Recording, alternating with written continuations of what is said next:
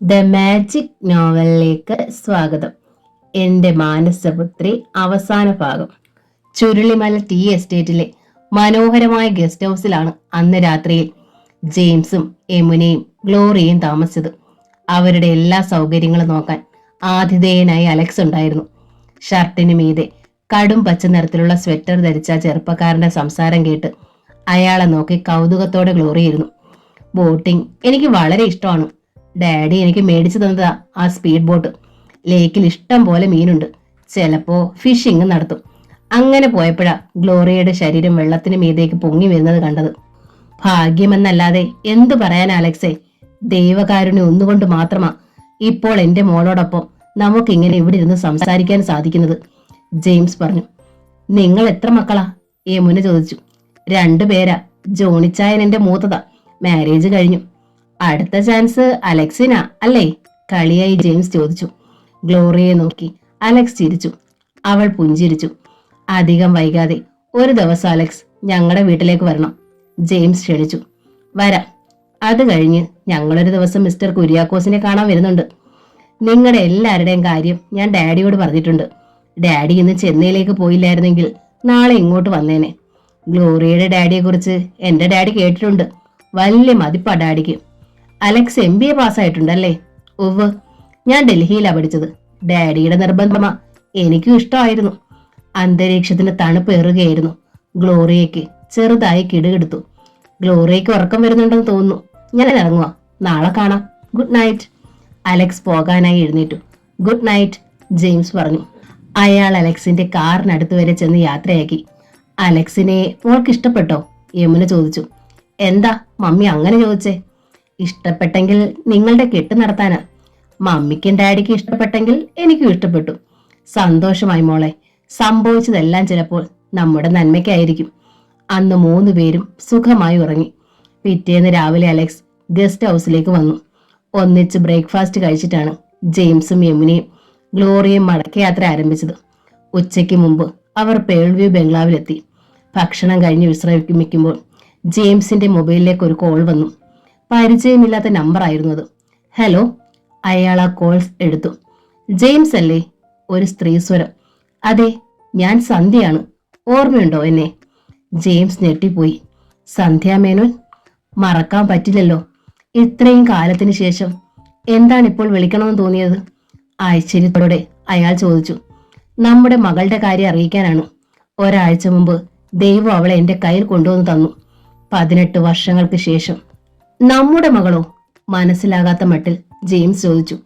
അതെ, എന്റെയും ജെയിംസിന്റെയും ചോരയിൽ ജനിച്ച നമ്മുടെ സ്വന്തം മോൾ. നമ്മുടെ മകൾ എന്റെ കൂടെയുണ്ട്. കുറെ നാൾ മുമ്പ് എനിക്ക് അവളെ ലിറ്റിൽ ഫ്ലവർ ഓർഫനേജിൽ നിന്ന് കിട്ടി. നിർമ്മല കൊണ്ടുവന്ന് അവിടെ ഏൽപ്പിച്ച എന്റെ മകളെ സന്ധ്യയുടെ കയ്യിൽ കിട്ടിയ കുട്ടി നമ്മുടെ മകളല്ല, ജെയിംസ് ഉറപ്പിച്ചു പറഞ്ഞു. സന്ധ്യ ഞെട്ടി. ജെയിംസിന്റെ കൂടെ ഉണ്ടെന്ന് പറയുന്ന കുട്ടി നമ്മളുടെ മകളല്ല. അക്കാര്യത്തിൽ എനിക്ക് ഉറപ്പുണ്ട്. ലിറ്റിൽ ഫ്ലവർ ഓർഫനേജിൽ നിർമ്മല കൊണ്ടുചെന്ന് ഏൽപ്പിച്ച കുഞ്ഞാണ് വളർന്ന് സോഫിയായത്. അവളിപ്പോൾ എന്റെ അടുത്തുണ്ട്, സന്ധ്യ പറഞ്ഞു. സോഫിയയോ? ആ പേര് മുമ്പ് കേട്ടിട്ടുണ്ടല്ലോ എന്ന് ജെയിംസിന് ഓർമ്മ വന്നു. അതെ, വർഷങ്ങൾക്ക് മുമ്പ് മദർ ലത്തീഷയെ കുഞ്ഞിനോടൊപ്പം എന്റെ കുരിശുമാലയും ജെയിംസ് എനിക്ക് തന്ന മോതിരവും ഒരു ഫോട്ടോയും സഹിതമാണ് നിർമ്മല ഏൽപ്പിച്ചത്. മദർ മരിച്ചതിന് ശേഷമാണ് മദറിന്റെ നിർദ്ദേശപ്രകാരം സിസ്റ്റർ മരിയ റോസ് അതെല്ലാം സോഫിയയ്ക്ക് കൈമാറിയത്. അതെല്ലാം ആ കുട്ടിയുടെ കയ്യിലുണ്ടോ? ആശയക്കുഴപ്പത്തിൽ അകപ്പെട്ട് ജെയിംസ് ചോദിച്ചു. ഫോട്ടോ എങ്ങനെയോ നഷ്ടപ്പെട്ടു. അതൊഴിച്ചു മറ്റു സാധനങ്ങളെല്ലാം സോഫിയുടെ കയ്യിലുണ്ട്. തന്നെയല്ല, കുഞ്ഞ് ജനിച്ചപ്പോൾ അതിന്റെ ചെവിയുടെ പിറകിൽ ഒരു കറുത്ത മറുകുണ്ടായിരുന്നു. സോഫിയയ്ക്കും അതേ സ്ഥാനത്ത് മറുകുണ്ട്. അയാൾ അമ്പരന്നു. അപ്പോൾ തന്റെ അടുത്തുള്ള ഗ്ലോറി ആരാണ്? ജെയിംസ്, എത്രയും വേഗം വന്ന് നമ്മുടെ മോളെ കൂട്ടിക്കൊണ്ടു പോകണം. ഇവിടെ അവൾ ഉണ്ടായാൽ കുഴപ്പമാണ്. സന്ധ്യയും മകളെന്ന് പറയുന്ന കുട്ടിയെയും ഒന്ന് കാണുന്നതിൽ തെറ്റില്ലെന്ന് അയാൾക്ക് തോന്നി. ഞാൻ എവിടെയാണ് വരേണ്ടത്? അയാൾ ചോദിച്ചു. സന്ധ്യ സ്ഥലം പറഞ്ഞു. നാളെ വന്നാൽ അത്രയും നല്ലത്. ഞാൻ മോളെയും കൊണ്ട് അവിടെ വരാം. അതിനു മുമ്പ് എനിക്ക് ചില കാര്യങ്ങൾ അറിയാനുണ്ട്. എന്താണ്? എന്നോടിപ്പോഴും ആ പഴയ പകയും ദേഷ്യവും ഉണ്ടോ? ഉണ്ടായിരുന്നെങ്കിൽ ഞാനിപ്പോ ജെയിംസിന്റെ സഹായം തേടുമായിരുന്നില്ലല്ലോ. ഞാനാണ് തെറ്റുകാരൻ. അതിന്റെ ഫലം ദൈവം എനിക്ക് തരികയും ചെയ്തു. യമുനയെ ഞാൻ കെട്ടിയെങ്കിലും ഞങ്ങൾക്ക് കുട്ടികൾ ഉണ്ടായതേയില്ല. പഴയ കഥകളൊക്കെ നമുക്ക് മറക്കാം ജെയിംസ്. സന്ധ്യയുടെ കുടുംബത്തെക്കുറിച്ച് അറിയാൻ എനിക്ക് ആഗ്രഹമുണ്ട്, അയാൾ പറഞ്ഞു. ചന്ദ്രശേഖര മേനോനെ കുറിച്ചും മകൾ മഞ്ചരിയെക്കുറിച്ചും ചുരുക്കത്തിൽ അവൾ പറഞ്ഞു. ജെയിംസ് എപ്പോൾ വരും? ഒടുവിൽ സന്ധ്യ ചോദിച്ചു. ഞാൻ വിളിക്കാം. വീട്ടിലേക്ക് വിളിക്കണ്ട, ഞാൻ ഇപ്പോൾ ഒരു ബൂത്തിൽ നിന്നാണ് വിളിക്കുന്നത്. ശരി, നാളെ ഇതേ നേരത്തെ തന്നെ വിളിക്കൂ. ശരി. സന്ധ്യ ടെലിഫോൺ ബൂത്തിൽ നിന്നിറങ്ങി. ഒരു കൂട്ടുകാരിയെ കാണാനാണെന്ന് നുണ പറഞ്ഞാണ് അവൾ വീട്ടിൽ നിന്ന് പോന്നത്. വീട്ടിലെ ഫോണിൽ നിന്ന് ജെയിംസിനെ വിളിക്കാൻ പറ്റില്ല. ആരെങ്കിലും കേട്ടാൽ. ഓട്ടോ പിടിച്ച് അവൾ തിരിച്ചെത്തി. കൂട്ടുകാരിയെ കണ്ടോ അമ്മേ? സോഫിയ ചോദിച്ചു. ഇനി അവളോട് സത്യം പറയുന്നതാണ് നല്ലത്. അമ്മ കൂട്ടുകാരിയെ കാണാൻ പോയതല്ല മോളെ. പിന്നെ? അവൾ ജിജ്ഞാസയോടെ നോക്കി. നിന്റെ അച്ഛന് ഫോൺ ചെയ്യാൻ. ഞെട്ടലോടെ അവൾ സന്ധ്യയെ നോക്കി. എന്തിന്? എത്രയും വേഗം നിന്നെ ഇവിടുന്ന് കൊണ്ടുപോകാൻ. നാളെ നിന്റെ അച്ഛൻ വരും. ഭയത്തോടെ അവൾ സന്ധ്യയുടെ കയ്യിൽ അമർത്തി പിടിച്ചു. എന്നെ ഇവിടുന്ന് വിടല്ലേ. കോതി തീരെ ഞാൻ അമ്മയൊന്ന് കണ്ടോട്ടെ. എനിക്ക് ആഗ്രഹമില്ലാഞ്ഞിട്ടല്ല മോളെ. പക്ഷേ മഞ്ചരി വരുന്നത് വരെ പോലും നിന്നെ ഇവിടെ താമസിപ്പിക്കാൻ പറ്റില്ല. എന്താണമ്മേ കാരണം? മഞ്ചരിയുടെ അച്ഛൻ എന്തെങ്കിലും അറിഞ്ഞോ? ഉത്കണ്ഠയുടെ സോഫിയ ചോദിച്ചു. ഇതുവരെ അറിഞ്ഞിട്ടില്ല, പക്ഷെ ഇനി അറിയും. നിന്റെ വീട് എറണാകുളത്തല്ലെന്നും ഷിപ്പ്യാർഡിൽ ജോലിയുള്ള രാധാകൃഷ്ണൻ നായരല്ല നിന്റെ അച്ഛനെന്നും നീ സുനന്ദ അല്ലെന്നും ആർക്കെങ്കിലും സംശയമുണ്ടോ? നടുക്കത്തോടെ അവൾ ചോദിച്ചു. ഇല്ല, പക്ഷേ രാജീവൻ നിന്നെ കല്യാണം കഴിക്കാൻ ആഗ്രഹിക്കുന്നു. നിന്റെ അച്ഛന്റെ അഡ്രസ് ചോദിക്കുന്നു. എന്റെ മോളാണ് നീയെന്ന് അവനറിയില്ലല്ലോ. സോഫിയ സ്തംഭിച്ചു നിന്നു. അമ്മ ഒരു മാർഗമേ കാണുന്നുള്ളൂ. നീ നിന്റെ അച്ഛന്റെ അടുത്തേക്ക് പോവുക. നാളെ ജെയിംസ് വരും നിന്നെ കൊണ്ടുപോകാൻ. റെയിൽവേ സ്റ്റേഷനിൽ. സന്ധ്യ പറഞ്ഞൊന്നും അവളുടെ ചെവിയിലേക്ക് കയറിയില്ല. തളർച്ചയോടെ അവൾ ഒരു വശത്തേക്ക് ചരിഞ്ഞു. വീഴും മുമ്പേ സന്ധ്യ അവളെ താങ്ങി പിടിച്ചു. ജെയിംസ് ഒരു സിഗരറ്റ് എടുത്ത് തീ പിടിപ്പിച്ചു. അയാൾ ആദ്യത്തെ പുക ദീർഘമായി ഉള്ളിലേക്ക് എടുത്തു. അപ്പോഴാണ് യമുന ബെഡ്റൂമിലേക്ക് കയറി വന്നത്. എന്ത് പറ്റി ജെയിംസേ? അയാളുടെ കയ്യിലെ സിഗരറ്റ് കണ്ടവൾ ആശ്ചര്യത്തോടെ ചോദിച്ചു.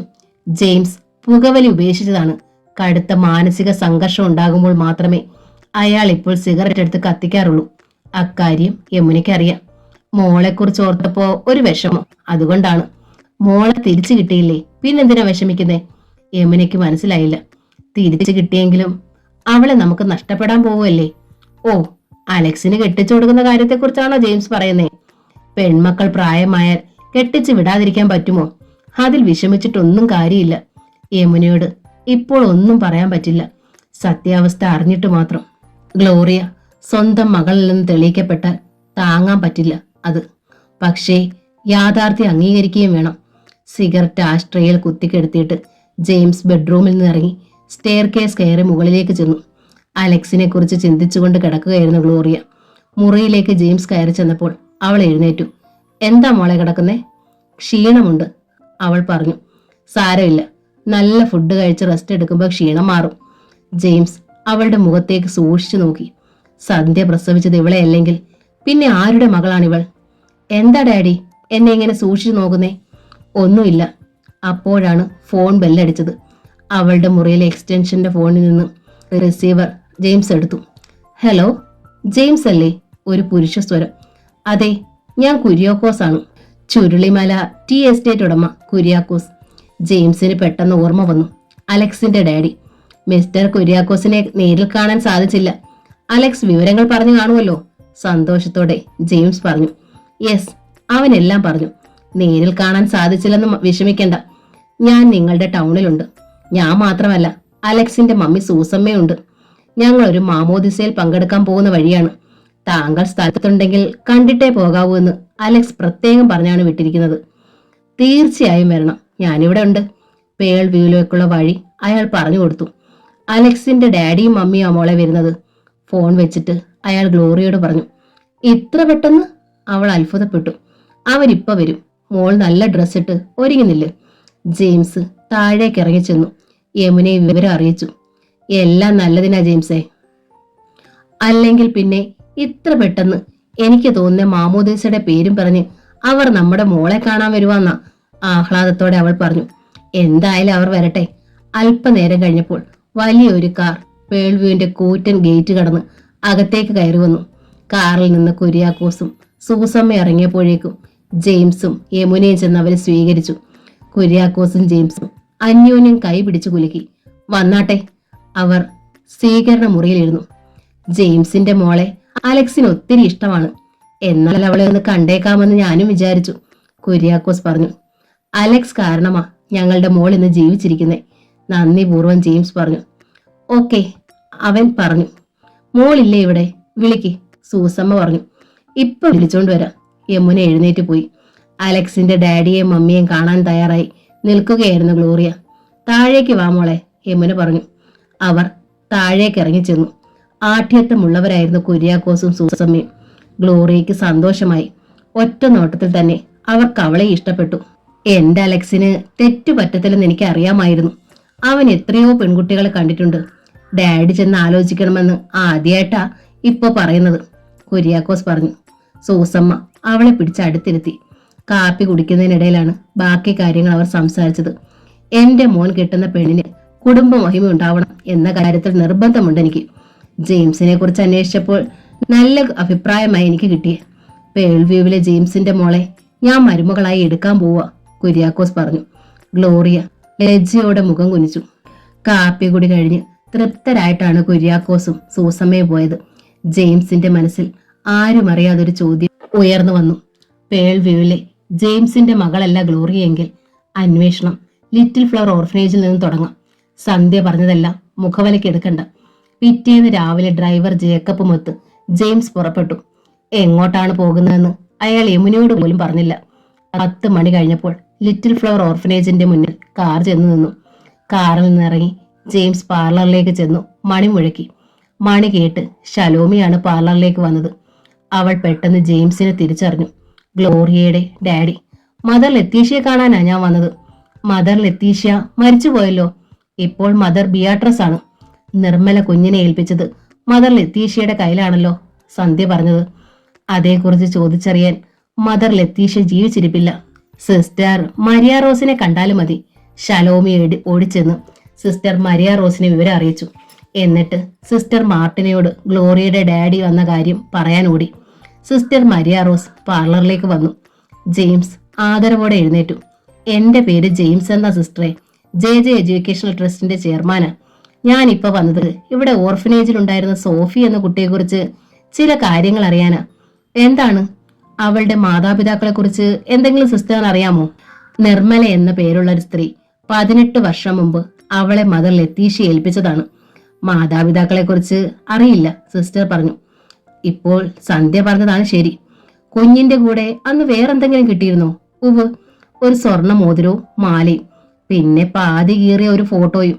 മദർ മരിച്ചപ്പോ അതെല്ലാം ഞാനാണ് സോഫിയക്ക് കൊടുത്തത്. അവളിപ്പോൾ ഇവിടെ ഇല്ല. അപ്പോൾ ഗ്ലോറിയ അല്ല തന്റെ മകൾ. ആ സമയത്ത് സിസ്റ്റർ മാർട്ടിനെയും ശലോമയും കൂടി പാർലറിലേക്ക് വന്നു. ഗ്ലോറിയയുടെ ഡാഡിയല്ലേ? പരിചിത ഭാവത്തിൽ സിസ്റ്റർ മാർട്ടിനെ ചോദിച്ചു. അതെ, സിസ്റ്റർ മറന്നിട്ടില്ലല്ലോ. ഗ്ലോറിയയുടെ ഡാഡിയാണെന്ന് എന്നോട് പറഞ്ഞിട്ടില്ലല്ലോ. സിസ്റ്റർ മരിയ റോസ് അയാളെ നോക്കി. ഒടുവിൽ പറയാമെന്ന് വിചാരിച്ചാണ്. അവൾക്ക് സുഖമല്ലേ? പിന്നെ ഈ വഴിക്കൊന്നും കണ്ടില്ലല്ലോ, സിസ്റ്റർ മാർട്ടിനെ ചോദിച്ചു. അവൾ വരും സിസ്റ്ററെ. ഞാനിപ്പോൾ സോഫിയെ കുറിച്ച് അറിയാനാ വന്നത്. അവളെ മകളായി സ്വീകരിക്കാൻ ഞാൻ ആഗ്രഹിക്കുന്നു. സോഫി എവിടെ ഉണ്ടെന്ന് എനിക്കറിയാം, അയാൾ പറഞ്ഞു. അത് നന്നായി. ഗ്ലോറിയയും സോഫിയയും വലിയ കൂട്ടുകാരികളായിരുന്നു, മാർട്ടിന സിസ്റ്റർ പറഞ്ഞു.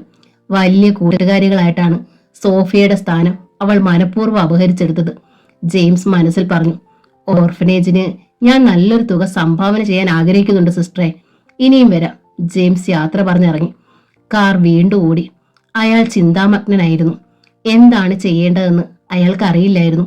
ആർക്കോ ജനിച്ച ഏതോ ഒരു പെണ്ണാണ് ഗ്ലോറിയ. തന്റെ മകളെ ചതിച്ചിട്ടാണവൾ. അല്പനേരം കഴിഞ്ഞപ്പോൾ അയാളുടെ മൊബൈലിൽ ഒരു കോൾ വന്നു. നമ്പർ നോക്കിയപ്പോൾ സന്ധ്യയാണ് വിളിക്കുന്നതെന്ന് അയാൾക്ക് മനസ്സിലായി. ഞാൻ അങ്ങോട്ട് വന്നുകൊണ്ടിരിക്കുകയാണ്, ജെയിംസ് പറഞ്ഞു. ഞങ്ങൾ സ്റ്റേഷനിലുണ്ടാവും, സന്ധ്യ അറിയിച്ചു. ഇത്തവണ വീട്ടിലെ ഫോണിൽ നിന്നാണ് അവൾ വിളിച്ചത്. ചന്ദ്രശേഖര മേനോൻ കോടതിയിലായിരുന്നു. സോഫിയ ഇന്ന് ഉച്ചയ്ക്ക് 1 മണിക്കുള്ള ട്രെയിനിൽ തിരിച്ചു പോകുന്നുവെന്ന് അദ്ദേഹത്തിനോട് പറഞ്ഞിരുന്നു. അവളെ യാത്രയയക്കാൻ റെയിൽവേ സ്റ്റേഷനിലേക്ക് പോകുന്നു എന്ന മട്ടിൽ പോകാം. ആർക്കും സംശയം തോന്നുകയില്ല. ഫോൺ വെച്ചിട്ട് സന്ധ്യ കോണിപ്പടി കയറി മുകളിലേക്ക് ചെന്നു. സോഫിയ ഒരു പ്രതിമയെ പോലെ അവളുടെ മുറിയിൽ ഇരിക്കുന്നുണ്ടായിരുന്നു. അപ്പോൾ അവൾക്ക് വേണ്ടി വലിയൊരു സ്യൂട്ട് കേസ് വാങ്ങിയിരുന്നു സന്ധ്യ. അത് നിറയെ മകൾക്ക് അമ്മ കൊടുത്ത സമ്മാനങ്ങളായിരുന്നു. പുതിയ ഉടുപ്പുകൾ. നിന്റെ അച്ഛൻ വന്നുകൊണ്ടിരിക്കുകയാണ് മോളെ, 1 മണിയാകുമ്പോൾ നമ്മൾ ഇവിടുന്ന് ഇറങ്ങി റെയിൽവേ സ്റ്റേഷനിലേക്ക് പോകുന്നു. നിന്നെ നിന്റെ അച്ഛനെ ഏൽപ്പിച്ചു കഴിഞ്ഞാൽ എനിക്ക് സമാധാനമായി. ഞാൻ പിന്നെ എങ്ങനെ അമ്മയെ കാണും? ദുഃഖത്തോടെ സോഫിയ ചോദിച്ചു. മഞ്ചരിയുടെ കൂട്ടുകാരിയല്ലേ നീ? ഇടയ്ക്കൊക്കെ നിനക്ക് ഇവിടേക്ക് വരാലോ. മഞ്ചരിയോട് അമ്മ പറഞ്ഞു ഞാൻ പോകുന്നെന്ന്. ഇല്ല. എന്തു പറയും? നിന്റെ പ്രകാശ് സാറിന്റെ വിളി വന്നു, നീ പോയി എന്ന് പറയും. സോഫിയ ഒന്നും മിണ്ടിയില്ല. മഞ്ചരിയെ വിളിക്കണം. തമ്മിൽ കാണാതെ പോകേണ്ടി വന്നതിലുള്ള വിഷമം അറിയിക്കണം. നിന്നോട് ഞാൻ ഒരു പ്രധാന കാര്യം ഇതുവരെ പറഞ്ഞില്ല മോളെ. അവൾ മുഖമുയർത്തി സന്ധ്യയെ നോക്കി. നീ ചെല്ലുമ്പോൾ ജെയിംസ് സ്വന്തം മകളെന്ന് കരുതി വളർത്തുന്ന ഒരു കുട്ടി ഉണ്ടായിരിക്കും അവിടെ. അതാരാണ്? ആകാംക്ഷയോടെ സോഫിയ ചോദിച്ചു. നീയാണെന്ന് തെറ്റിദ്ധരിച്ച് ഒരു ഓർഫനേജിൽ നിന്ന് കൊണ്ടുപോയതാണ് അവളെ. ഞാൻ പറഞ്ഞപ്പോഴാണ് അവൾ യഥാർത്ഥ മകളല്ലെന്ന് ജെയിംസ് അറിയുന്നത്. എനിക്ക് അവിടേക്ക് പോകണ്ട. ഞാൻ മഞ്ചേരിയുടെ ഹോസ്റ്റലിലേക്ക് പൊയ്ക്കോളാം. ഇനി അത് പറ്റില്ല മോളെ. നിന്നെ വേണ്ടെന്ന് വെക്കാൻ ഇനി ജെയിംസിന് സാധിക്കില്ല.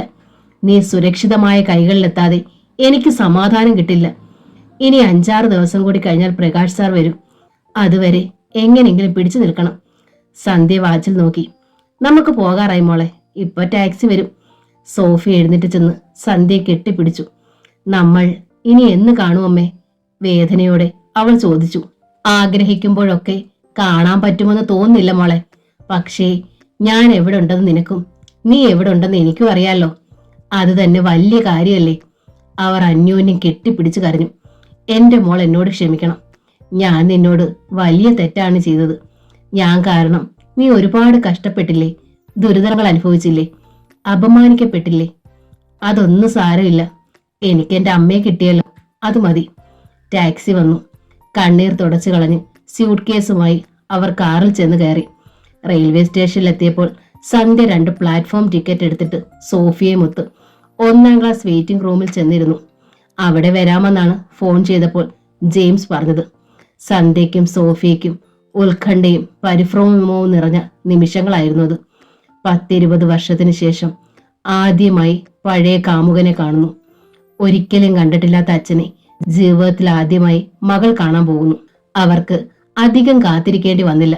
റെയിൽവേ സ്റ്റേഷന്റെ പോർച്ചിലേക്ക് ജെയിംസിന്റെ കാർ വന്നു നിന്നു. ജേക്കബേ, വണ്ടി ഒതുക്കിയിട്, ഞാൻ ഇപ്പൊ വരാം.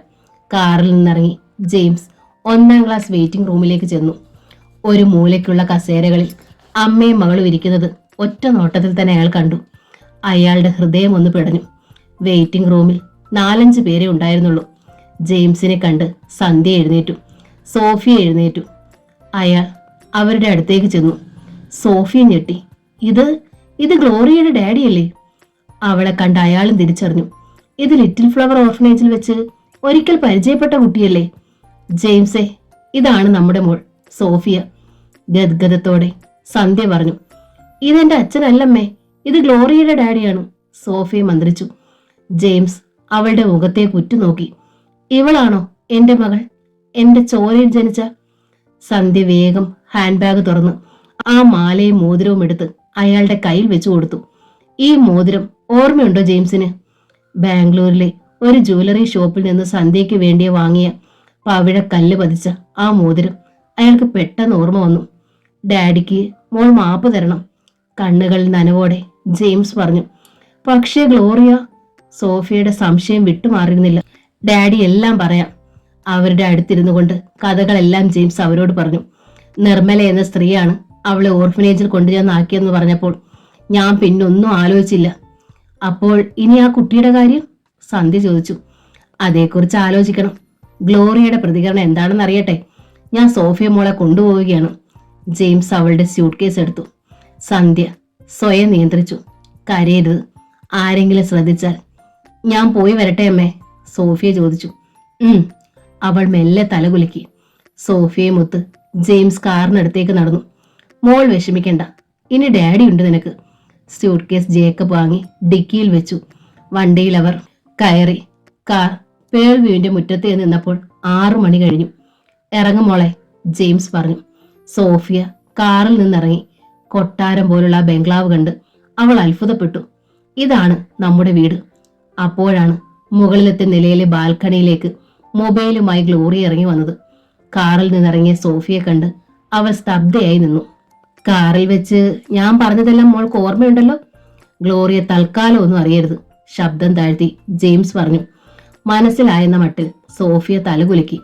അവളെയും കൊണ്ട് ജെയിംസ് ഡ്രോയിങ് റൂമിലേക്ക് കയറി ചെന്നു. യമുനെ, അയാൾ ഉറക്കെ വിളിച്ചു. കിച്ചണിൽ മേരിക്ക് വേണ്ട നിർദ്ദേശങ്ങൾ കൊടുത്തുകൊണ്ടിരിക്കുകയായിരുന്നു യമുന. വിളി കേട്ട് അവൾ വേഗം സ്വീകരണ മുറിയിലേക്ക് വന്നു. ഭയന്നു പോയ ഗ്ലോറിയ താഴേക്ക് വരാതെ മുകളിൽ തന്നെ നിന്നതേ ഉള്ളൂ.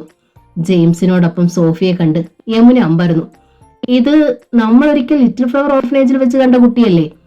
അതെ, സോഫിയ പറഞ്ഞു. ഇവൾ മോളുടെ കൂട്ടുകാരിയായിരുന്നു. ഞാനിന്ന് എറണാകുളത്തിന് പോകുന്ന വഴി വെറുതെ ഓർഫനേജിൽ ഒന്ന് കയറി. അപ്പോഴാ അക്കാര്യം അറിഞ്ഞ്. മോൾക്ക് സന്തോഷമാകുമെന്ന് വിചാരിച്ച് ഇവളെ ഇങ്ങോട്ട് കൊണ്ടുവന്നതാ. ഒരാഴ്ച കഴിഞ്ഞിട്ട് വിട്ടാ മതി. ഗ്ലോറിയെ കേൾക്കാൻ വേണ്ടി ഉറക്കെയാണ് അയാൾ അത് പറഞ്ഞത്. മുകളിൽ സ്റ്റെയർ കേസിന്റെ അടുത്ത് നിന്ന് അവൾ അത് കേൾക്കുകയും ചെയ്തു. ഗ്ലോറിയയ്ക്ക് പെട്ടെന്നൊരാശ്വാസം തോന്നി. ആരും ഒന്നും അറിഞ്ഞിട്ടില്ല. തന്നെയല്ല, ഒരാഴ്ച കഴിഞ്ഞ് സോഫിയ തിരിച്ചു പോകും. അവൾ താഴേക്ക് ഇറങ്ങി ചെന്നു. മോളെ, ആരായി വന്നിരിക്കുന്നേ നോക്കിയേ. അവൾ വരുന്നത് കണ്ട് ജെയിംസ് വിളിച്ചു പറഞ്ഞു. അയ്യോ, ഇതെന്റെ സോഫിയല്ലേ? അവൾ ഓടി ഇറങ്ങി വന്ന് ആഹ്ലാദം നടിച്ച് സോഫിയെ കെട്ടിപ്പിടിച്ചു.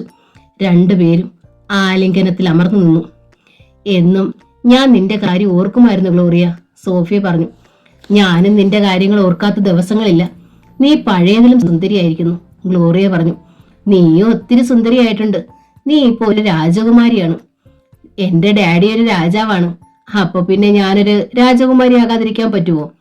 ഗ്ലോറിയ സ്വയം പ്രശംസിച്ചു. ജെയിംസ് അത് കേട്ടു.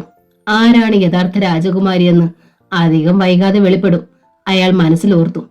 നിങ്ങൾക്ക് രണ്ടുപേർക്കും ഒരുപാട് സംസാരിക്കാൻ കാണും. ഗ്ലോറിയ, നീ ഇവളെയും കൊണ്ട് മുകളിലേക്ക് പോയിക്കോ, ജെയിംസ് പറഞ്ഞു. ശരിയാ, സോഫിയക്ക് ഇടതുവശത്തെ ബെഡ്റൂം ഉപയോഗിക്കാം, യമുന പറഞ്ഞു. ശരി മമ്മി.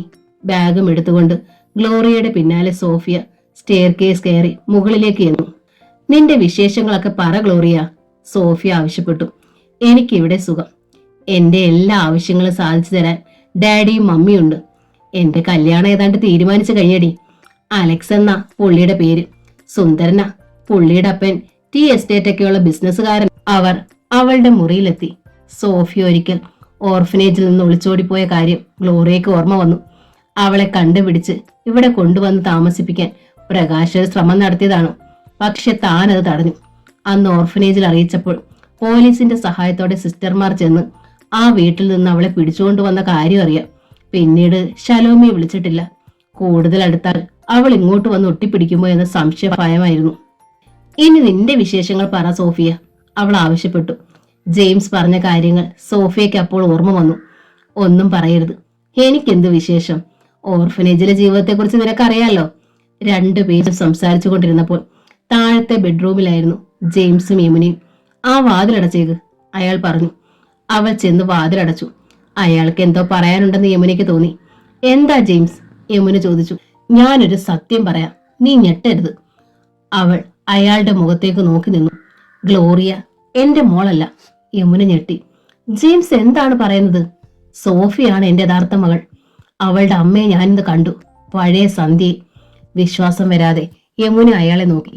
തലേ ദിവസം സന്ധ്യയുടെ ഫോൺ കോൾ വന്നത് മുതലുള്ള സംഭവങ്ങൾ അയാൾ വിശദമായി അവരോട് പറഞ്ഞു. അപ്പോൾ അറിഞ്ഞുകൊണ്ടാണ് സോഫിയയുടെ സ്ഥാനം ഗ്ലോറിയ കൈയടക്കിയത്, അവൾ പറഞ്ഞു. അതെ എടി ഭയങ്കരി. യമുന സ്തബ്ധയായിരുന്നു. പെട്ടെന്നാണ് യമുനയ്ക്ക് വേറൊരു കാര്യം ഓർമ്മ വന്നത്. ഈ സോഫിയെ കുറിച്ചല്ലേ ഒരിക്കൽ പ്രകാശ് ഇവിടെ വന്ന് സംസാരിച്ചത്? അതെ, ഓർഫനേജിലെ കുട്ടിയായതുകൊണ്ട് അവന്റെ ചാച്ചനും അമ്മച്ചി എതിർക്കുന്നു എന്നല്ലേ പറഞ്ഞത്? ശരിയാണ്. ഓർഫനേജുകാർ വേറെ കെട്ടിക്കാൻ നോക്കിയപ്പോഴല്ലേ അവൾ അവിടുന്ന് രക്ഷപ്പെട്ടത്. സത്യമാണ് അവൾ പറഞ്ഞ കാര്യങ്ങൾ, യമുന പറഞ്ഞു. നീ പ്രകാശിനെ ഒന്ന് വിളിച്ചേ, ജെയിംസ് പറഞ്ഞു. അപ്പോൾ തന്നെ പ്രകാശിന്റെ വീട്ടിലേക്ക് യമുന ഫോൺ ചെയ്തു. മറിയാമ്മ ടീച്ചറെയാണ് കെട്ടിയത്. അമ്മാമ്മ പ്രകാശിനൊന്ന് ഫോൺ കൊടുത്തേ. അവൻ ഇവിടെ ഇല്ലടി, മൈസൂരിൽ ഒരു കോഴ്സിന് പോയേക്കുവാ. നാളെ വരൂ, ടീച്ചർ പറഞ്ഞു. വരുമ്പോ എന്നെ ഒന്ന് വിളിക്കാൻ പറയണേ. പറയാം. എന്താ യമുനെ, വിശേഷം വല്ലതുണ്ടോ? അതൊക്കെ പിന്നെ പറയാം. യമുന ഫോൺ വെച്ചു. പ്രകാശും മൈസൂറിലാ, നാളെ വരും. സോഫിയോട് ചോദിച്ചാൽ കൂടുതൽ വിവരങ്ങൾ അറിയാൻ പറ്റും, ജെയിംസ് പറഞ്ഞു. ചോദിക്കാം, പക്ഷേ അതല്ലല്ലോ ഇപ്പോൾ പ്രശ്നം. ഗ്ലോറിയെ നമ്മൾ എങ്ങനെ കൈകാര്യം ചെയ്യും? ഞാനും അതേക്കുറിച്ച് ആലോചിക്കുന്നത്. എടുത്തു ചാടി ഒന്നും ചെയ്യാൻ പാടില്ല. അവളെ കൊണ്ട് തന്നെ സത്യം പറയിക്കണം. പഠിച്ച കള്ളിയല്ലേ, അവൾ പറയത്തില്ല. എന്റെ മനസ്സിലൊരു പദ്ധതിയുണ്ട്. എന്താണ്? സിസ്റ്റർ മരിയ റോസിന് വ്യക്തമായി അറിയാം സോഫിയാണ് സന്ധ്യയുടെ മകളെന്ന്. സിസ്റ്ററെ, ഞാൻ ഇങ്ങോട്ട് വരുത്താൻ പോവുകയാണ്. അത് കൊള്ളാം, പക്ഷേ സിസ്റ്റർ വരുമോ? വരുത്താം. സന്ധ്യയുടെ മകളാണ് സോഫി എന്ന് സിസ്റ്റർ മരിയ റോസിന് അറിയാമെന്ന കാര്യം ഗ്ലോറിയയ്ക്ക് അറിയാം. എങ്കിൽ എത്രയും വേഗം സിസ്റ്ററെ വരുത്ത്, യമുന ആവശ്യപ്പെട്ടു. ഫോൺ എടുത്ത് ജെയിംസ് ഓർഫനേജിലേക്ക് വിളിച്ചു. സിസ്റ്റർ മാർട്ടിനെയാണ് കിട്ടിയത്. ഗ്ലോറിയയുടെ ഡാഡിയാ സിസ്റ്ററെ ഞാൻ. ജെയിംസ്, ഞാൻ അന്ന് അവിടെ വന്നപ്പോൾ പറഞ്ഞില്ലേ ഓർഫനേജിന് നല്ലൊരു തുക സംഭാവന തരുന്നുണ്ടെന്നും. 5 ലക്ഷം രൂപയാണ് ഞാൻ ഉദ്ദേശിക്കുന്നത്. വളരെ സന്തോഷം ജെയിംസേ. കർത്താവ് നിങ്ങളെ കാക്കും. അഗതികളെ സഹായിക്കുന്നതിലപ്പുറം വേറെ നല്ല കാര്യമൊന്നുമില്ല. എനിക്കൊരു അപേക്ഷയുണ്ട്. സിസ്റ്റർ എന്റെ വീട്ടിലേക്കൊന്ന് വരണം. ഞങ്ങളുടെ വീട് ഇതുവരെ കണ്ടിട്ടില്ലല്ലോ. മരിയ റോസ് സിസ്റ്ററേയും കൂട്ടണം. എന്റെ മോൾക്ക് ആ സിസ്റ്ററോട് എന്തോ പറയാനുണ്ട്. അതിനെന്താ, കൊണ്ടുവരാലോ. എന്നാണ് വരുന്നത്? ശനിയാഴ്ച ആയാലോ? മറ്റന്നാൾ? അങ്ങനെയാകട്ടെ. ഞാൻ ബാങ്ക് ഡ്രാഫ്റ്റ് എടുത്ത് വെക്കാം. എത്ര മണിക്ക് വരും? ഞാൻ കാർ അയക്കാം. ഞങ്ങൾക്കിവിടെ വണ്ടിയുണ്ട് ജെയിംസേ. ഞങ്ങളൊരു 12 മണിയാകുമ്പോൾ അവിടെ വരാം. ശരി സിസ്റ്ററെ. ജെയിംസ് ഫോൺ വെച്ചു. ശനിയാഴ്ച അവർ വരും, അയാൾ യമുനയോട് പറഞ്ഞു. അവർ ഒരു നിമിഷം നിശബ്ദനായിരുന്നു. കഴിച്ചിട്ട് ഇറക്കാനും വയ്യ, മതിരിച്ചിട്ട് തുപ്പാനും വയ്യ എന്ന അവസ്ഥയാണല്ലോ, ജെയിംസ് പറഞ്ഞു. യമുന ചോദ്യഭാവത്തിൽ അയാളെ നോക്കി. ഗ്ലോറിയ മിടുക്കിയാണ്. അവൾ വന്നതുകൊണ്ട് മാത്രമാണ് നമ്മുടെ ട്രസ്റ്റിനെ തോബിയാസും മുംതാസും കൂടി കൊള്ളയടിക്കുന്നു എന്നുള്ള രഹസ്യം കണ്ടുപിടിച്ചതും ബുദ്ധിപൂർവ്വം അവരെ കെണി വെച്ച് പിടിച്ചതും. അവളെ നമ്മൾ എങ്ങനെ തള്ളി പറയും? ജെയിംസ് ധർമ്മസങ്കടത്തിലായി. പക്ഷേ അവൾ കള്ളിയല്ലേ ജെയിംസേ. സോഫിയാണ് ജെയിംസിന്റെ മോളെന്ന് അവൾക്ക് അറിയാമായിരുന്നു. അത് മറച്ചു വെച്ച് എല്ലാവരെയും തെറ്റിദ്ധരിച്ച് ഇവിടെ കയറി കൂടിയില്ലേ. സോഫിയെ നരയിക്കാൻ വിട്ടിട്ട് അവൾക്ക് കിട്ടേണ്ട സ്വത്തുക്കളും ഭാഗ്യങ്ങളും തട്ടിത്തെറിപ്പിച്ചില്ലേ അവൾ. ശരിയാണ്. എനിക്ക് എങ്ങനെ ക്ഷമിക്കാൻ പറ്റും അവളോട്? എന്തായാലും ശനിയാഴ്ച വരെ കാക്കാം. യമുന മിണ്ടിയില്ല. അതുവരെ നമ്മളൊന്നും അറിഞ്ഞ ഭാവം നടിക്കരുത്. സാധാരണ മട്ടിലെ പെരുമാറാവും. അവൾ സമ്മതിച്ചു. ബാംഗ്ലൂരിൽ നിന്നുള്ള ട്രെയിൻ അന്ന് 1 മണിക്കൂർ ലേറ്റ് ആയിരുന്നു. പ്രകാശ് വണ്ടിയിൽ ഇറങ്ങിയപ്പോൾ കാറുമായി ഗേളി കാത്തു നിൽക്കുന്നുണ്ട്. എങ്ങനെയുണ്ടായിരുന്നു നിന്റെ എക്സാം? കാറിലേക്ക് കയറുമ്പോൾ അയാൾ ചോദിച്ചു. നന്നായി എഴുതിയിട്ടുണ്ട് ഇച്ചായ. ഫസ്റ്റ് ക്ലാസ് കിട്ടും, ഉറപ്പാ. MA ഫൈനൽ പരീക്ഷ കഴിഞ്ഞ് ഹോസ്റ്റലിൽ നിന്ന് ഒരാഴ്ച മുമ്പാണ് അവൾ വീട്ടിലെത്തിയത്. ഇച്ചായന്റെ കോഴ്സ് എങ്ങനെയുണ്ടായിരുന്നു? കാർ ഓടിക്കുന്നതിനിടയിൽ ഗേളി ചോദിച്ചു. കുഴപ്പമില്ലായിരുന്നു. അയാളുടെ മുഖത്തെ മ്ലാനത അവൾ ശ്രദ്ധിച്ചു. ഇച്ചായൻ എന്താ, സുഖമില്ലേ? ഏയ്, യാത്രാക്ഷീണത്തിൻ്റെതാ. പക്ഷേ പ്രകാശിന്റെ മനസ്സിൽ അറിയാതൊരു വേവലാതി കടന്നുകൂടിയിരുന്നു. കഴിഞ്ഞ 10 ദിവസത്തിനുള്ളിൽ 3 തവണ സാമുവൽ സാറിന്റെ വീട്ടിലേക്ക് വിളിച്ചെങ്കിലും സോഫിയെ കിട്ടിയില്ല. അവൾ കുളിക്കുകയാണ്, അല്ലെങ്കിൽ പള്ളിയിൽ പോയിരിക്കുകയാണ് എന്നൊക്കെയാണ് കിട്ടിയ മറുപടികൾ. അവർ എന്തോ മറച്ചു വെക്കുന്നത് പോലെ. ഇന്ന് തന്നെ ചെന്ന് സോഫിയെ കാണണം. മണി 12 ആയതേ ഉള്ളൂ. 1 മാസം കൊണ്ട് നീ അങ്ങ് മെലിഞ്ഞു പോയല്ലോടാ മോനെ. വീട്ടിൽ ചെന്നപ്പോൾ പ്രകാശിനെ കണ്ട് മറിയാമ്മ ടീച്ചർ പറഞ്ഞു. അവിടുത്തെ ആഹാരമൊന്നും പിടിച്ചു കാണത്തില്ല. അതാ ഈപ്പൻ സാറ് കാരണം കണ്ടെത്തി. പ്രകാശ് ഒന്നും പറഞ്ഞില്ല. ഇച്ചായം പോയി കുളിച്ചിട്ട് വാ, ചോറെടുത്ത് വെക്കാം, ഗേളി പറഞ്ഞു. അയാൾക്ക് വിശപ്പില്ലായിരുന്നു. എങ്കിലും കുളി കഴിഞ്ഞു വന്ന് എല്ലാവരെയും ബോധ്യപ്പെടുത്താൻ വേണ്ടി ഊണ് കഴിച്ചെന്ന് വരുത്തി. ഒരു കൂട്ടുകാരനെ കണ്ടിട്ട് വരാമെന്ന് പറഞ്ഞ് അപ്പോൾ തന്നെ അയാൾ കാർ എടുത്ത് പുറപ്പെട്ടു. 2 മണിക്കൂർ യാത്ര. സാമുവൽ സാറിന്റെ വീട്ടുമുറ്റത്തേന്ന് കാർ നിന്നപ്പോൾ ജോളി മുൻവശത്തുണ്ടായിരുന്നു. പ്രകാശിനെ കണ്ട് അവൾ അകത്തേക്ക് ഓടിക്കയറി. വിളറിയ മുഖത്തോടെ സാമുവൽ സാർ ഇറങ്ങി വന്നു. അല്ല പ്രകാശോ, ഇരിക്കെ. സോഫി ഒന്ന് വിളിക്ക്, എനിക്ക് അവളോടൊരു കാര്യം ചോദിക്കാനാണ് സാറേ. സാമുവൽ സാർ വിമ്മിട്ടത്തോടെ നിന്നു. അവൾ ഇവിടെ ഇല്ലേ? സംശയത്തോടെ പ്രകാശ് ചോദിച്ചു. ഇല്ല. എവിടെ പോയി? ഞങ്ങൾക്കറിയില്ല. പ്രകാശ് ഞെട്ടി. സാർ എന്താ ഈ പറയുന്നത്? സോഫി എവിടെ പോയെന്ന് അറിയില്ലെന്നോ? എപ്പോഴവൾ പോയത്? പ്രകാശ് ആദിയോടെ ചോദിച്ചു. ഇന്ന് 12 ദിവസമായി. പ്രകാശ് സ്തബ്ധനായി നിന്നു. എന്നിട്ടെന്താ എന്നെ അറിയിക്കാഞ്ഞത്? സോഫിയയ്ക്ക് ഒരാപത്ത് സംഭവിച്ചിട്ടില്ല. അവൾക്ക് ഇവിടെ വെച്ച് എന്തോ സുഖകരമല്ലാത്ത അനുഭവം ഉണ്ടായിട്ടുണ്ടെന്ന് തോന്നുന്നു. അതുകൊണ്ട് ആരോടും പറയാതെ ഇറങ്ങിപ്പോയതാണ്. 2 ദിവസം കഴിഞ്ഞപ്പോൾ സോഫിയുടെ ഫോൺ വന്നു. ഒരു കൂട്ടുകാരിയോടൊപ്പം അവൾ ഹോസ്റ്റലിലാണെന്ന് പറഞ്ഞു. ഏത് കൂട്ടുകാരിയുടെ? പേരൊന്നും പറഞ്ഞില്ല. സാമുവൽ സാറിനെ കുറ്റപ്പെടുത്താൻ പ്രകാശിന് സാധിക്കുമായിരുന്നില്ല. ഇത്രയും ദിവസം സോഫിയയുടെ താമസ സൗകര്യം കൊടുത്തത് തന്നെ അദ്ദേഹത്തിന്റെ സന്മനസ്. സമാധാനമായിട്ട് പ്രകാശ് പോകൂ, സോഫിയ പ്രകാശിനെ വിളിക്കും, സാമുവൽ സാർ പറഞ്ഞു. കുറെ നേരം കൂടി അവിടെ ഇരുന്നിട്ട് പ്രകാശ് മടങ്ങി. അയാളുടെ മനസ്സ് വല്ലാതെ അസ്വസ്ഥമായിരുന്നു. എങ്ങോട്ടാണ് സോഫിയ പോയത്? എന്തിനാണ് പോയത്? സന്ധ്യയായി അയാൾ വീട്ടിലെത്തിയപ്പോൾ. ഇന്നലെ യമുന ആന്റി നിന്നെ വിളിച്ചിരുന്നു, ഞാൻ പറയാൻ മറന്നു, മറിയാമ്മ ടീച്ചർ പറഞ്ഞു. പ്രകാശ് അപ്പോൾ തന്നെ പേൾ വ്യൂവിലേക്ക് വിളിച്ചു. യമുനയാണ് ഫോൺ എടുത്തത്. ആന്റി എന്നെ വിളിച്ചായിരുന്നോ? അയാൾ ചോദിച്ചു. ഒവ്, നാളെ നിനക്ക് ഇങ്ങോട്ട് വരാൻ പറ്റുമോ? എന്തിനാ ആന്റി? ഇപ്പോൾ പറയില്ല, നിനക്കൊരു സർപ്രൈസ് ഞാൻ ഇവിടെ കരുതി വെച്ചിട്ടുണ്ട്. വരുമ്പോ കണ്ടാ മതി. 11 മണിയാകുമ്പോൾ എത്തണം. വരാ ആന്റി, അയാൾ സമ്മതിച്ചു. ഫോൺ വെച്ചിട്ട് ജെയിംസിനെ നോക്കി യമുന പുഞ്ചിരിച്ചു. നാളെ പ്രകാശ് വരും, നമുക്ക് അലക്സിനെ കൂടി വിളിച്ചാലോ? നാളെ അവളുടെ മുഖംമൂടി അഴിഞ്ഞു വീഴുമ്പോൾ അലക്സും വേണം, ജെയിംസ് പറഞ്ഞു. ശരിയാണ്, വിളിക്ക്. ഫോൺ എടുത്ത് ജെയിംസ് ചുരുളിമല ടീ എസ്റ്റേറ്റ് ബംഗ്ലാവിലേക്ക് വിളിച്ചു.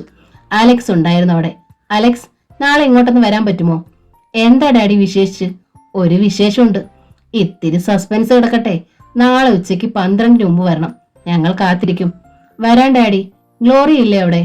ഉണ്ട്, അവളുടെ ഒരു കൂട്ടുകാരി വന്നിട്ടുണ്ട്. രണ്ടുപേരും സംസാരിച്ചിരിക്കുക. ഓക്കെ ഡാഡി, നാളെ കാണാം. ജെയിംസ് ഫോൺ വെച്ചു. ഒരാളെ കൂടി വിളിക്കാനുണ്ട്, യമുന പറഞ്ഞു. ആരെ? സോഫിയെ മകളായി ജെയിംസ് സ്വീകരിക്കുമ്പോൾ അത് കാണാൻ ഏറ്റവും കൂടുതൽ ആഗ്രഹിക്കുന്ന ആരായിരിക്കും? സന്ധ്യ. വിളിക്കണ്ടേ? യമുന ചോദിച്ചു. അവർ സ്വസ്ഥമായ ഒരു കുടുംബിനിയായി കഴിയുകയല്ലേ, നമ്മളായിട്ട് ഉപദ്രവം ഒന്നും ഉണ്ടാക്കണ്ട. ഞാൻ പറഞ്ഞെന്നേ ഉള്ളൂ, മനസ്സിലായി. പേൾവി ബംഗ്ലാവിൽ പിറ്റേന്ന് ചില അതിഥികൾ വരുന്ന കാര്യം ഗ്ലോറിയ അറിഞ്ഞതേയില്ല. സോഫിയ അക്കാര്യം അവളോട് പറഞ്ഞതുമില്ല. പിറ്റേന്ന് നേരം വെളുത്തു. ഇന്ന് മോൾ ഓഫീസിലേക്ക് പോകണ്ട, ഗ്ലോറിയോട് ജെയിംസ് പറഞ്ഞു. അതെന്താ ഡാഡി? അവൾ ചോദിച്ചു. നീ കാണാൻ ആഗ്രഹിക്കുന്ന ഒരാൾ ഇന്നിവിടെ വരും. ആരാണ്? അവൾക്ക് കൗതുകമായി. അലക്സ്. നേരോ ഡാഡി? അവൾ ആശ്ചര്യപ്പെട്ടു. അതെ, പിന്നെ വേറെ ചിലർ വരും. അതാരൊക്കെയാണെന്ന് അവർ വരുമ്പോ മോൾ അറിഞ്ഞാ മതി. അലക്സും താനുമായുള്ള കല്യാണം ഉറപ്പിക്കാനുള്ള സന്നാഹത്തിലാണ് ജെയിംസ് എന്ന് അവൾക്ക് തോന്നി. അവൾ സോഫിയയുടെ അടുത്തേക്ക് ചെന്നു. മോളെ, എന്നെ കെട്ടാൻ പോകുന്ന അലക്സ് ഇന്ന് വരും. 2 ദിവസം കഴിഞ്ഞാൽ നീ ഓർഫനേജിലേക്ക് പോകത്തില്ലേ? അലക്സ് ഇന്ന് വരുന്നത് കൊണ്ട് പുള്ളിയെ കാണാനുള്ള ഭാഗ്യമുണ്ട് നിനക്ക്. സോഫിയ പുഞ്ചിരിച്ചു. ഗ്ലോറിയ നന്നായി വേഷം ധരിച്ച് മേക്കപ്പ് ഇട്ട് തയ്യാറായിരുന്നു. 11 മണിയായപ്പോൾ ഒരു കാർ പേൾവ്യൂ ബംഗ്ലാവിന്റെ ഗേറ്റ് കടന്ന് കയറി വന്നു. ഗ്ലോറിയ ഓടിച്ചെന്ന് നോക്കി. പക്ഷേ കാറിൽ നിന്നിറങ്ങിയത് പ്രകാശായിരുന്നു. അവൾക്ക് നിരാശയായി. സോഫി ഇവിടെയുള്ള നേരത്ത് അയാൾ വരേണ്ട ഒരാവശ്യവും ഇല്ലായിരുന്നു. അവൾ സ്വന്തം മുറിയിലേക്ക് മടങ്ങി. ഡ്രോയിങ് റൂമിൽ സോഫിയെ കണ്ട് പ്രകാശ് വിശ്വസിക്കാനാവാതെ നിന്നു. യമുനയും ജെയിംസും ഉണ്ടായിരുന്നു അടുത്ത്. സോഫിയ? അയാളുടെ ചുണ്ടുകൾ മന്ത്രിച്ചു. അതെ പ്രകാശ്, നിന്റെ സോഫിയ തന്നെ. ഇതാണ് ഞാൻ പറഞ്ഞ സർപ്രൈസ്, യമുന പറഞ്ഞു. അയാളെ കണ്ട് സോഫിയയുടെ കണ്ണുകൾ നിറഞ്ഞു. എങ്ങനെയാണ് നീ ഇവിടെ എത്തിയത്? അയാൾ ചോദിച്ചു. ഒക്കെ സോഫിയ തന്നെ പറയും. നിങ്ങൾക്ക് 2 പേർക്കും ഒരുപാട് സംസാരിക്കാൻ കാണുമല്ലോ. യമുനെ, നീ ഇവരെ വിളിച്ചുകൊണ്ട് അകത്തേക്ക് പോ, ജെയിംസ് പറഞ്ഞു. യമുന അവരെ ഒരു മുറിയിൽ കൊണ്ടുപോയി നിർത്തിയിട്ട് പുറത്തേക്ക് ഇറങ്ങി. ഒരുപാട് കഷ്ടപ്പെട്ടു സാർ, പക്ഷേ ഒടുവിൽ എനിക്ക് എന്റെ അമ്മയെയും അച്ഛനെയും സാറിനെയും തിരിച്ചു കിട്ടിയില്ലേ. സ്തുതി പറയേണ്ടത് ദൈവത്തിനാ. സോഫിയ പറഞ്ഞ അനുഭവങ്ങൾ കേട്ട് അത്ഭുത പരതന്ത്രനായി പ്രകാശിരുന്നു. അപ്പോഴാണ് വെളിയിൽ മറ്റൊരു കാർ വന്നു നിന്നത്. അതിൽ നിന്ന് അലക്സ് ആണ് ഇറങ്ങിയത്. ഗ്ലോറി ഓടിയിറങ്ങി അയാളുടെ അടുത്തേക്ക് വന്നു. എന്തോ വിശേഷമുണ്ടെന്ന് ഇന്നലെ ഡാഡി എന്നെ വിളിച്ചപ്പോൾ പറഞ്ഞല്ലോ. എന്താ ഗ്ലോറി അത്? അയാൾ ചോദിച്ചു. ഡാഡി അങ്ങനെ പറഞ്ഞോ? എന്നാലത് സസ്പെൻസാ, എന്നോടും പറഞ്ഞിട്ടില്ല. അവർ ഡ്രോയിങ് റൂമിലേക്ക് വന്നു. യമുനയും ജെയിംസും അവിടെ ഉണ്ടായിരുന്നു. ഇരിക്കലക്സേ, ഡാഡിയും മമ്മിയും ഇവിടെ വന്നിട്ട് എന്തു വന്നു പറഞ്ഞു? ജെയിംസ് ചോദിച്ചു. സാധിച്ചാൽ അടുത്ത മാസം തന്നെ മാരേജ് നടത്തണമെന്നാ. ഗ്ലോറിയ ലജ്ജയോടെ മുഖം കുനിച്ചു. പെട്ടെന്ന് ഒരു ക്വാളിസ് കാർ വന്നു മുറ്റത്ത് നിന്നു. കാറിൽ നിന്ന് സിസ്റ്റർ മാർട്ടിനെയും സിസ്റ്റർ മരിയ റോസും ഇറങ്ങി. ബെഞ്ചമിൻ ആയിരുന്നു ഡ്രൈവർ. ജെയിംസ് ഇറങ്ങിച്ചെന്ന് സിസ്റ്റർമാരെ സ്വീകരിച്ചു. 2 പേരും വന്നാട്ടെ, ഞങ്ങൾ കാത്തിരിക്കുകയായിരുന്നു. സിസ്റ്റർമാരെ അയാൾ സ്വീകരണ മുറിയിലേക്ക് കൂട്ടിക്കൊണ്ടിരുന്നു. അപ്പോൾ അവിടെ യമുനയും ഗ്ലോറിയയും അലക്സും ഉണ്ടായിരുന്നു. സിസ്റ്റർ മരിയ റോസിനെ കണ്ട് ഗ്ലോറിയ ഞെട്ടി. കർത്താവേ, അപകടമായല്ലോ.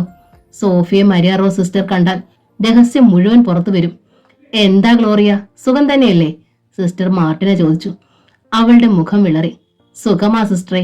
ഗ്ലോറിയയ്ക്ക് സ്വന്തം ഭവനത്തിൽ തന്നെ തിരിച്ചെത്താൻ കഴിഞ്ഞല്ലോ. ഭാഗ്യവതിയാ നീ, സിസ്റ്റർ മരിയ റോസ് പറഞ്ഞു. എല്ലാവരും ഇരുന്നു. ഇത് ഗ്ലോറിയെ കെട്ടാൻ പോകുന്ന ആളാ അലക്സ്, ജെയിംസ് പരിചയപ്പെടുത്തി. സിസ്റ്റർമാർ അയാളെ നോക്കി പുഞ്ചിരിച്ചു. സോഫി എവിടെ? സിസ്റ്റർ മരിയ റോസ് ചോദിച്ചു. അവൾ ഇവിടെയുണ്ട്. യമുന എഴുന്നേറ്റ് അകത്തേക്ക് പോയി. ഗ്ലോറിയ സെറ്റിയിലിരുന്ന് ഉരുകി.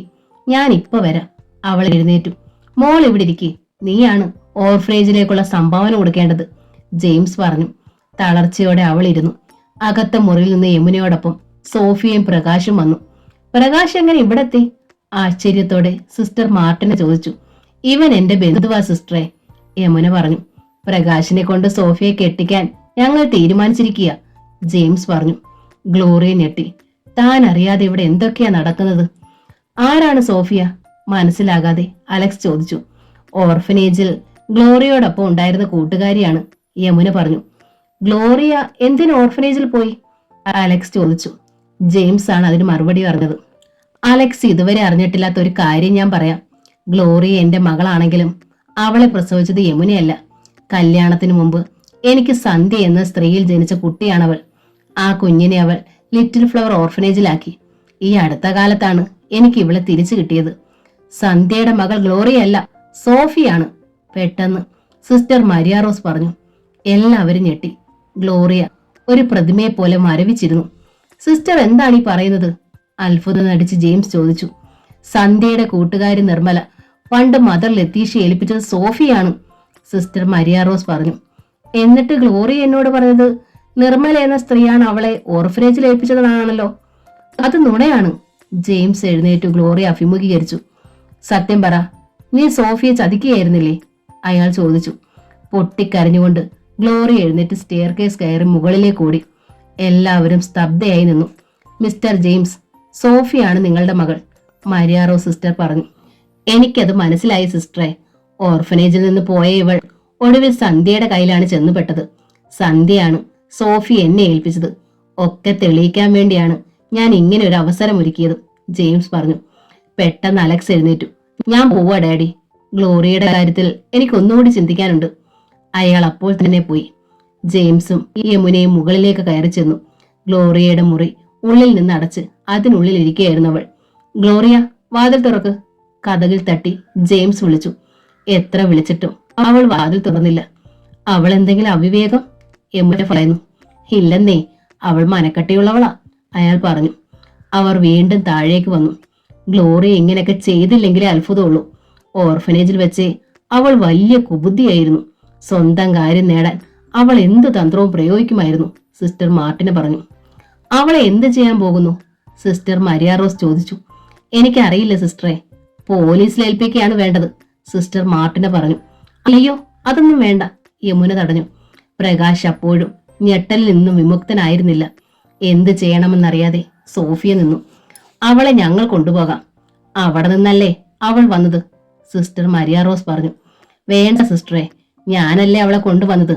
ഞാൻ തന്നെ അവളെ അവിടെ കൊണ്ടുവന്നാക്കാം, ജെയിംസ് പറഞ്ഞു. ഭക്ഷണം കഴിച്ച് 5 ലക്ഷത്തിന്റെ സംഭാവനയും വാങ്ങി സിസ്റ്റർമാർ മടങ്ങിപ്പോയി. സോഫിയ ചെന്ന് ഗ്ലോറിയയുടെ വാതിലിൽ മുട്ടി വിളിച്ചു. പക്ഷേ ആ വാതിൽ തുറക്കപ്പെട്ടില്ല. പ്രകാശ് സമാധാനമായി പൊയ്ക്കോളൂ, ഈ പ്രശ്നം ഞാൻ പരിഹരിച്ചോളാം, ജെയിംസ് പറഞ്ഞു. അയാൾ പോയി. പേൾവ്യൂ ബംഗ്ലാവിൽ അസാധാരണമായ നിശബ്ദത തളം കെട്ടി നിന്നു. സന്ധ്യയായപ്പോൾ ഗ്ലോറിയയുടെ മുറിയുടെ വാതിൽ തുറക്കപ്പെട്ടു. അവൾ ഒരു എയർ ബാഗുമായി പുറത്തേക്ക് ഇറങ്ങി വന്നു. കയ്യിലൊരു പ്ലാസ്റ്റിക് കവറും ഉണ്ടായിരുന്നു. ഡ്രോയിങ് റൂമിൽ അപ്പോൾ ജെയിംസും യമുനയും സോഫിയയും ഉണ്ടായിരുന്നു. ഗ്ലോറിയ അവരുടെ മുമ്പിൽ വന്നു നിന്നു. അവർ അവളെ തുറിച്ചു നോക്കി. എല്ലാരും എന്നോട് ക്ഷമിക്കണം, വലിയ തെറ്റാ ഞാൻ ചെയ്തത്. അതിനെന്ത് പ്രായശ്ചിത്തം ചെയ്യാനും ഞാൻ തയ്യാറാണ്. ഞാൻ വീട് വിട്ടു പോവുകയാണ്. ആരും ഒന്നും മിണ്ടിയില്ല. കയ്യിലിരുന്ന പ്ലാസ്റ്റിക് കവർ അവൾ ടീപ്പോയിന്മേൽ വെച്ചു. ഇതിനുള്ളിൽ എന്റെ പേരിലുള്ള ബാങ്ക് പാസ്ബുക്കും ചെക്ക് ബുക്കും ക്രെഡിറ്റ് കാർഡും ഉണ്ട്. എന്റെ പേരിൽ എഴുതിയ ടി എസ്റ്റേറ്റിന്റെ ഡോക്യുമെന്റ്സും. ഒന്നും എനിക്ക് വേണ്ട, ഞാൻ പോവുകയാണ്. ഗ്ലോറിയ ബാഗ് എടുത്തു. എങ്ങോട്ടാണ് നീ പോകുന്നത്? ജെയിംസ് ചോദിച്ചു. എനിക്കറിയില്ല. ഈ സന്ധ്യയ്ക്ക് നിന്നെ ഇവിടെ ഇറക്കി വിടത്തില്ല. രാവിലെ എങ്ങോട്ട് വേണമെങ്കിലും നിനക്ക് പോകാം, യമുന പറഞ്ഞു. ഗ്ലോറിയ സംശയിച്ചു നിന്നു. അകത്തേക്ക് പോ. ഒന്നുമില്ലെങ്കിലും എന്റെ മോളുടെ കൂട്ടുകാരിയായിരുന്നില്ലേ കുറെ നാൾ, ജെയിംസ് പറഞ്ഞു. ഗ്ലോറിയ തല താഴ്ത്തി മുകളിലേക്ക് കയറിപ്പോയി. ഡാഡി, എനിക്കൊരു അപേക്ഷയുണ്ട്, സോഫിയ പറഞ്ഞു. എന്താ മോളെ? ഗ്ലോറിയയെ ഇവിടുന്ന് പറഞ്ഞു വിടരുത്. അവളെ എനിക്ക് വേണം. അവൾ പശ്ചാത്തപിച്ചില്ലേ? അവൾക്കൊരവസരം നമ്മൾ കൊടുക്കണം. ജെയിംസ് യമുനയും പരസ്പരം നോക്കി. ശരി, ഞാനൊന്ന് ആലോചിക്കട്ടെ. എന്തായാലും നേരം വെളുത്തിട്ട് തീരുമാനിക്കാം. സോഫിയ അവളുടെ മുറിയിലേക്ക് പോയി. എന്താ നിന്റെ അഭിപ്രായം? യമുനയോട് ജെയിംസ് ചോദിച്ചു. ഗ്ലോറിയ മിടുക്കിയാണ്, യമുന പറഞ്ഞു. ആ മിടുക്ക് നമുക്ക് നല്ല രീതിയിൽ ഉപയോഗിച്ചാൽ മതി, അല്ലേ? എന്റെ സോഫിയ മോൾ എന്നോട് ആദ്യമായി അപേക്ഷിച്ച കാര്യം എന്തായാലും ഞാൻ തള്ളിക്കളയുന്നില്ല. യമുനയും ജെയിംസും പുഞ്ചിരിച്ചു. എന്റെ മാനസപുത്രി എന്ന നോവൽ ഇവിടെ പൂർണ്ണമാവുകയാണ്. ഈ നോവൽ നിങ്ങൾക്ക് ഇഷ്ടമായെങ്കിൽ ലൈക്ക് ചെയ്ത്, ഷെയർ ചെയ്ത്, സബ്സ്ക്രൈബ് ചെയ്യണേ. താങ്ക്